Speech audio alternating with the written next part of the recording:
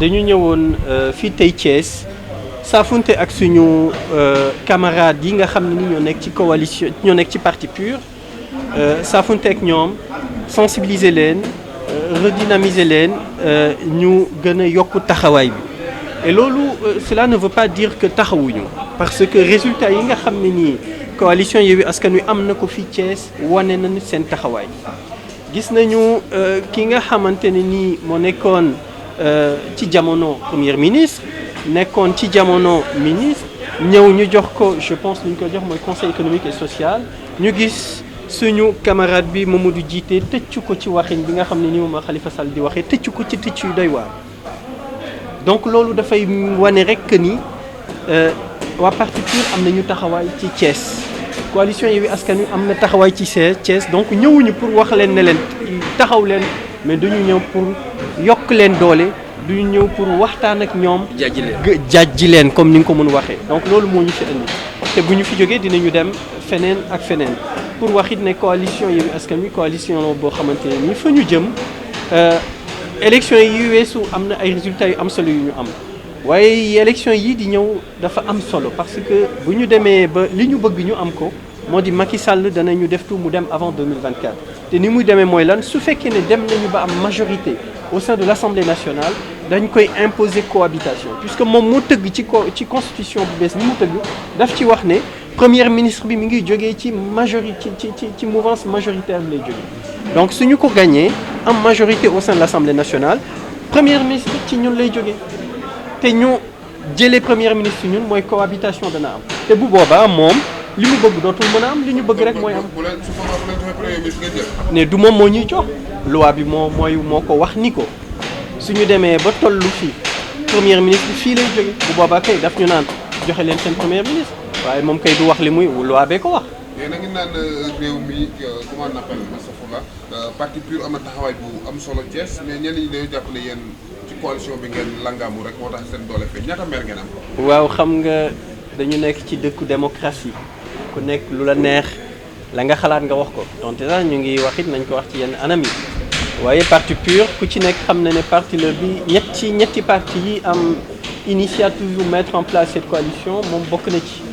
muy PUR Pastef ak Taxawu donc nekkuñu ci dynamique aussi wax am nañ tant de maires tant de conseillers loolu du li ci gën a am solo. gis nga tamit am ngeen taxawaay teewal te foofu dañ leen fa gagné. waaw da di rek am na lu ñu xam te xamu leen ko am na lu ñuy wax ci presse bi ak lu ñu dul wax ci presse bi waaye li ñu xam te xamu leen ko bu leen ko xamoon xëy na question bi doo ko posé parce que ci waawan beneen affaire la te liñ ci war a liggéey ñu ngi ci te fa ñu jëm soreetul ñàkk ko gagné du sax gagné ko la ñàkk gagné dafa am liggéey buñ ci war a def ñu ngi di ko def lañ ca war a am fañ ca war a toll mi ngi ñëw.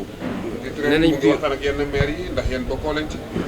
waaw njiitu réew mi moom laa doon wax sànq xam nga njiitu réew mi aussi bu amee temps bu muy perte dem ne day waxtaan ak ay maire Yewwi Askan Wi bu ko neexee waaye li am ba am moo di moom laa doon wax sànq ci nasaraan ba fii ma nekk di wax ak yéen maire Yewwi Askan Wi ñu nekk en séminaire à Dakar te ci point de presse yi nga xam ne nii defoon nañ ko ci jamono yi wees waxoon nañ leen ne leen Yewwi Askan Wi dina mettre une association des maires boo xamante ne nii dafay tënk tous les élus yu nekk ci Yewwi Askan Wi mais loolu it ubbi nañ ko waa Benno Bokk Yaakaar sax ñu ngi leen di tàllal loxo ñu ñëw dugg ci parce que ñoom xam nañ ne ñu ngi nekk ci yoon yi dem te fagaru moo gën faju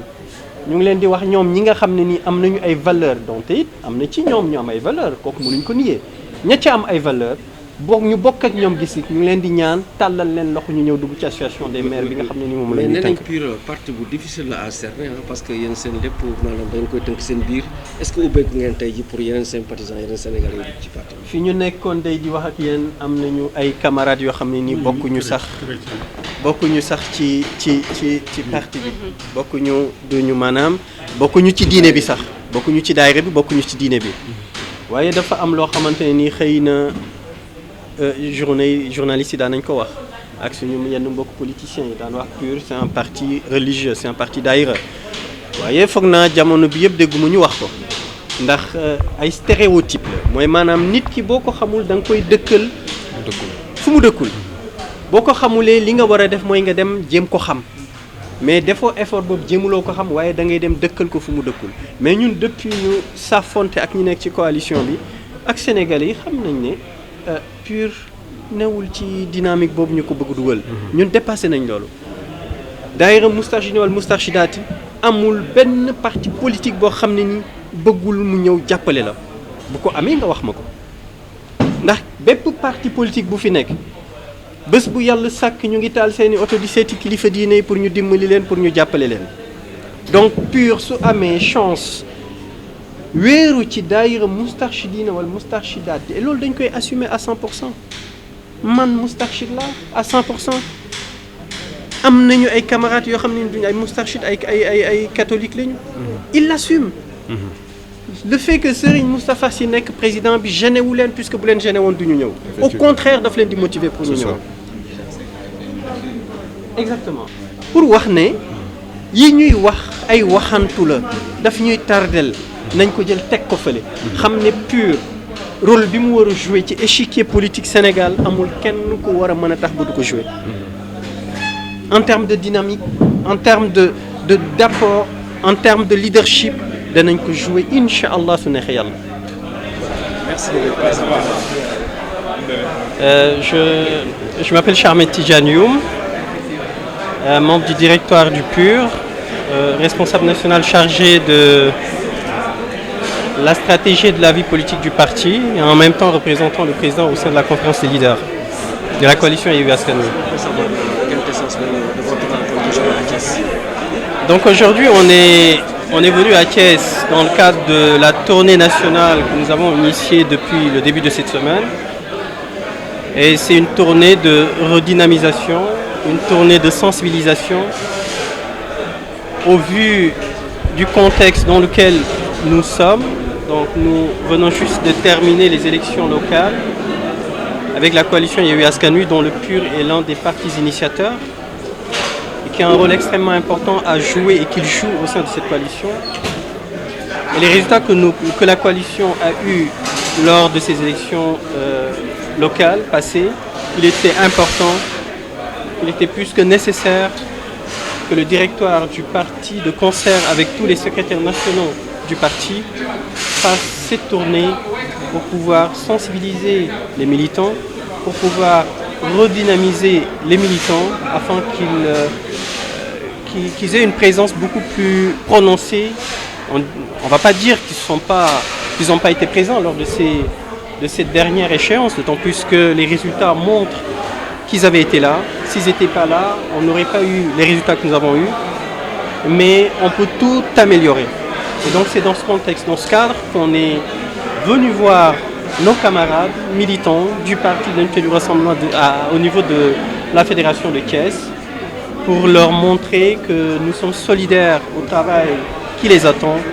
que nous sommes là à leur disposition pour pouvoir faire ce travail avec eux, pour pouvoir les accompagner.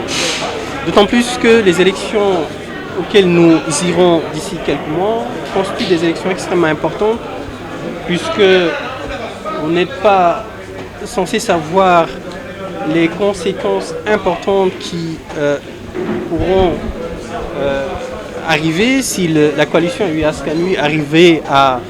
avoir une majorité au sein du Parlement, au sein de l'Assemblée nationale sénégalaise, ce qui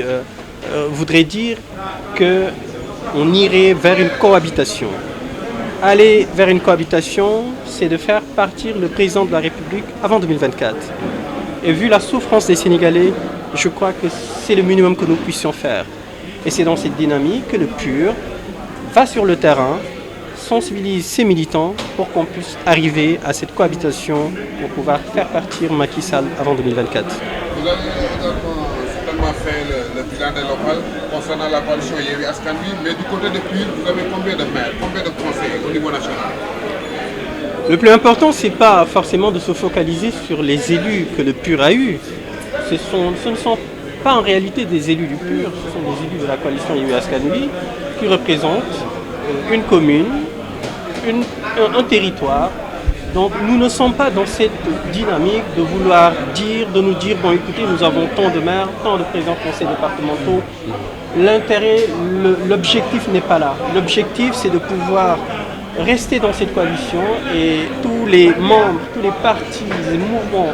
adhérents de cette coalition ont cette conscience que seule cette coalition pourra faire partir le président de la République, M. Macky Sall. Mais le PUR est la tête dure du noyau. Tête dure du noyau, Safan, je vous laisserai cette interprétation, mais ce que je peux vous dire, et vous le confirmez ici, c'est que le PUR fait partie des initiateurs de cette coalition et le PUR joue sa partition. A un rôle extrêmement important à jouer et ce rôle, nous le jouons pleinement. Le président de la République serait en train de débaucher certains maires de l'opposition. Est-ce que le PUR est en train de suivre, comment dirais-je, ses derrière? Donc, vous savez, le président de la République, il est à la ramasse. Donc c'est parce qu'il est à la ramasse qu'il pense qu'il va pouvoir débaucher des maires de la coalition Yewwi-Askan-Wi. C'est du temps perdu, il perd son temps. Un maire de la coalition Yewwi-Askan-Wi, je vais vous dire, là, à l'heure où je vous parle, moi je suis sur le terrain, mais nos autres collègues sont en séminaire à Dakar avec tous les maires de la coalition Yewwi-Askan-Wi. Il y a certains maires qui ne sont pas là-bas, comme le nôtre, le maire M. Mamadou Djité de la commune de Thiès-Ouest, qui était là aujourd'hui parce que cette rencontre est extrêmement importante. Mais aujourd'hui, à l'heure où je vous parle, il y a un séminaire qui est en train de se dérouler à Dakar, qui regroupe tous les maires de la coalition Yewwi-Askan-Wi. Et comme vous avez eu peut-être à le découvrir lors des différents points de presse que nous avons eu à tenir, surtout lors du dernier, il a été clairement annoncé que la coalition Yewwi-Askan-Wi mettra en place une association des maires qui sera différente de l'association existante. Donc pour vous dire qu'on est dans une autre dynamique. Après le président de la République, vous savez, nul ne peut se prévaloir de sa propre turpitude. Le président de la République, s'il pense qu'il va pouvoir débaucher des maires de la coalition Yewwi-Askan-Wi, parce qu'il a du temps à perdre, il a qu'à s'y à donner.